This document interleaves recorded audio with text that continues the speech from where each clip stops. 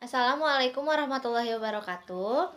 Kami dari kelompok 3 yang beranggotakan saya sendiri Puri Ardelia, ada rekan-rekan saya Devira Lukita, Nisrina Arden, dan Tia Gita akan menyampaikan tentang Stephen Johnson Syndrome. Selamat menyaksikan. Sebelum masuk ke materi, ada beberapa pokok bahasan.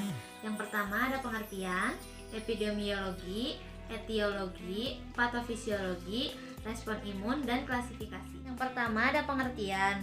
Stephen Johnson Syndrome adalah bentuk penyakit mukokutan dengan tanda dan gejala sistemik yang parah, berupa lesi target dengan bentuk yang tidak beraturan, disertai makula, vesikel, bula, dan purpura yang tersebar di rangka tubuh.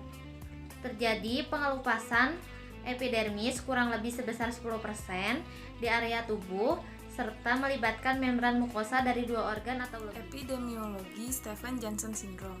Insiden SJS dan NET jarang dijumpai. Keseluruhan insidensi SJS dan NET diperkirakan 2-7 kasus per 1 juta orang per tahunnya. SJS dan NET dapat terjadi pada semua usia, tetapi insidensinya bertambah di dekade keempat dan sering terjadi pada wanita, menunjukkan rasio jenis kelamin 0,6.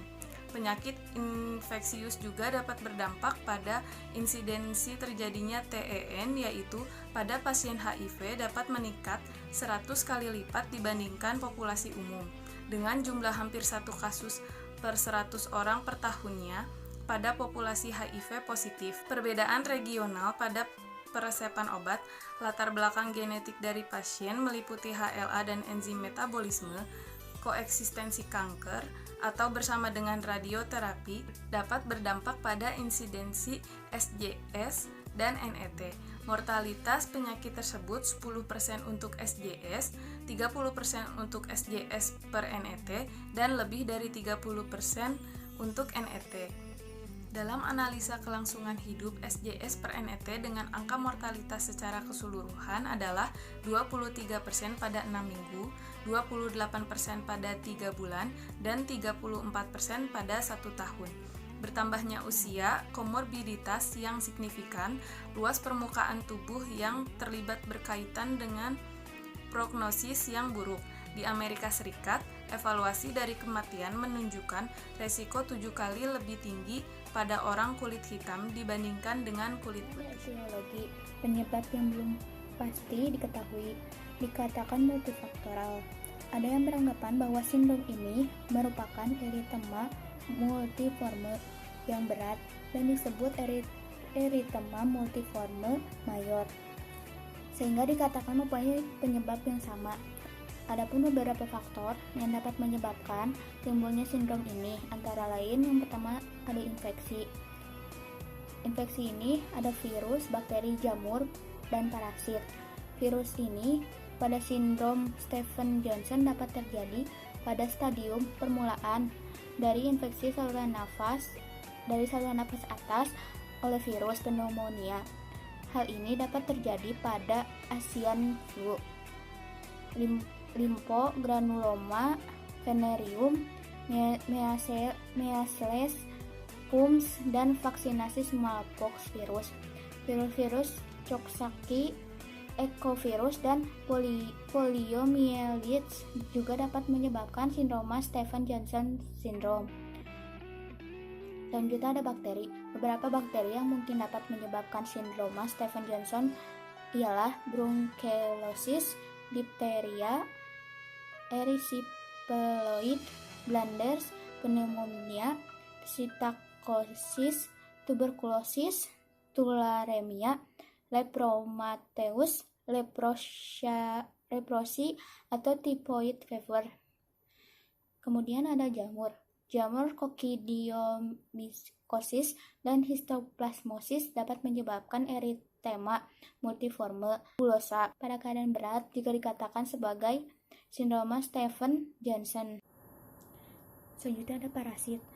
Parasit ini salah satu contohnya adalah malaria dan trichomoniasis.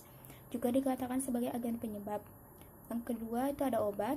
Berbagai obat yang diduga dapat menyebabkan sindrom Stephen Johnson SJS antara lain adalah penisilin dan derivatnya, streptomycin, sulfonamid, tetrasiklin, analgesik atau antipiretik, misalnya derivat pirazolon, metamizol, metampiron, dan paracetamol. Kemudian ada digitalis, hidralazin, barbiturat, fenobarbital, kinin, atipirin, korpromazin, carbazepin, dan jamu-jamuan. Yang ketiga ada penyakit-penyakit kolagen vaskular. Yang keempat ada pasca vaksinasi seperti BCG, smallpox, dan poliomyelitis. Yang kelima ada penyakit-penyakit keganasan seperti karsinoma penyakit Hodgkin, limfoma, myeloma, dan polisitemia. Yang keenam ada kehamilan dan menstruasi. Yang ketujuh ada neoplasma. Yang kedelapan ada radioterapi. Terdapat 3 derajat klasifikasi sindrom Stevens-Johnson. Yang pertama itu ada sindrom Stevens-Johnson ditandai dengan erosi mukosa sindrom Stevens-Johnson dan pelepasan epidermis sebanyak kurang dari 10%. Dan yang kedua itu ada sindrom Stevens-Johnson dan TEN atau toxic epidermal necrosis. Ini merupakan penyakit kulit yang disebabkan oleh infeksi atau alergi. Penyebarannya itu sebanyak 10-30%. Dan yang ketiga ada toxic epidermal necrosis, yaitu dermis terpisah dibanding luas permukaan kulit sebanyak lebih dari 30%. Berdasarkan perbedaan derajat klasifikasi sindrom Stevens-Johnson, maka terdapat perbedaan manifestasi klinis. Nah, terdapat 3 derajat sindrom Stevens-Johnson. Yang pertama ada derajat 1 SDS, derajat 2 SDS-10, dan derajat 3 itu TEN. Di mana SDS sendiri itu artinya sindrom Stevens-Johnson dan TEN itu artinya toxic epidermal necrosis. Manifestasi klinis yaitu gambaran objektif suatu kondisi penyakit, di mana gejala awal dari toxic epidermal necrosis dan Stevens-Johnson syndrome ini mungkin tidak spesifik karena gejala awalnya itu seperti penyakit biasa seperti demam, terus mata menyengat, dan ketidaknyamanan setelah menular. Lalu pada fase kedua sebagian besar kawasan pelepasan epidermal berkembang. Dengan tidak adanya pelepasan epidermal, pemeriksaan kulit yang lebih rinci harus dilakukan. Oleh karena itu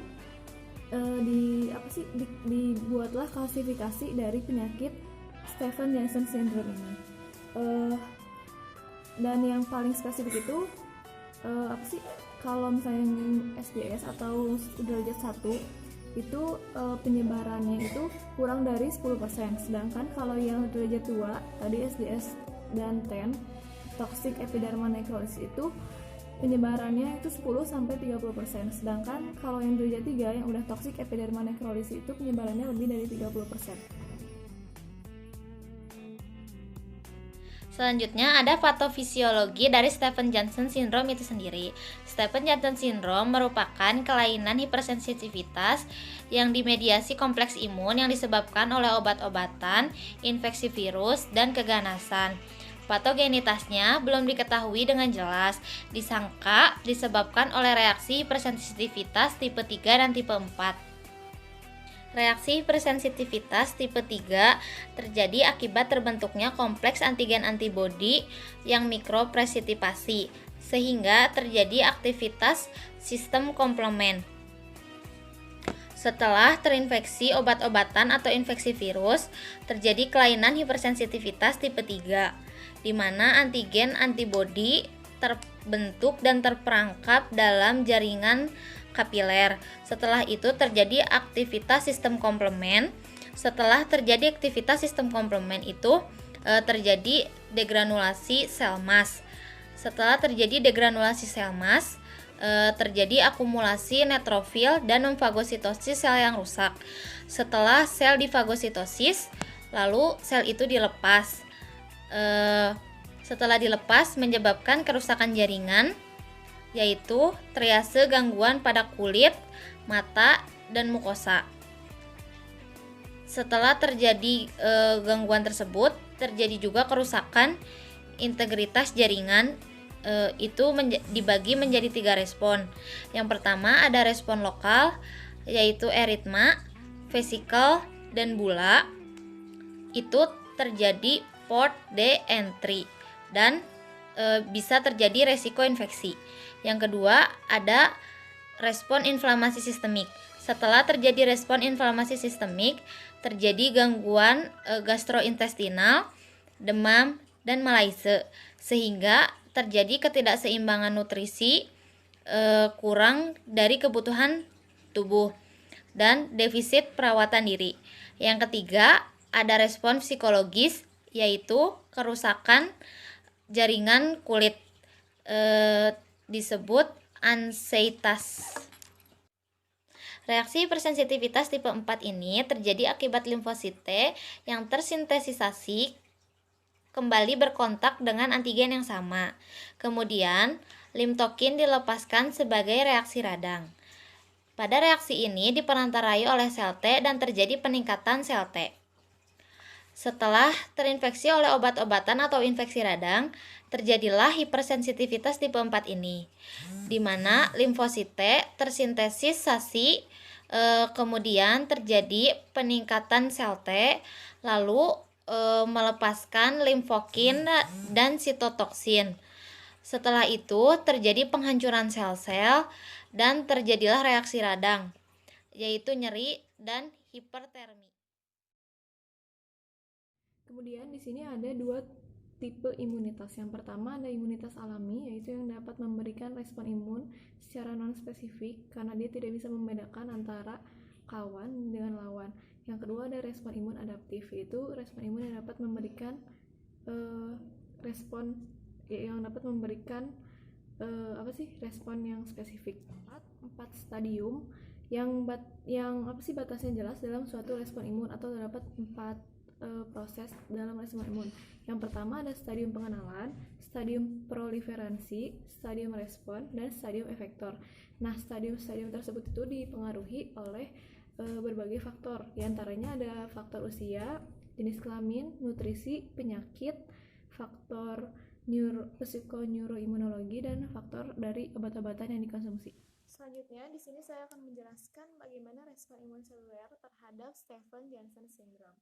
Nah, reaksi seluler ini dimulai ketika sel pengikatan antigen berikatan dengan reseptor antigen pada permukaan sel T akan membawa cetak biru atau pesan antigenik ke nodus limfatikus.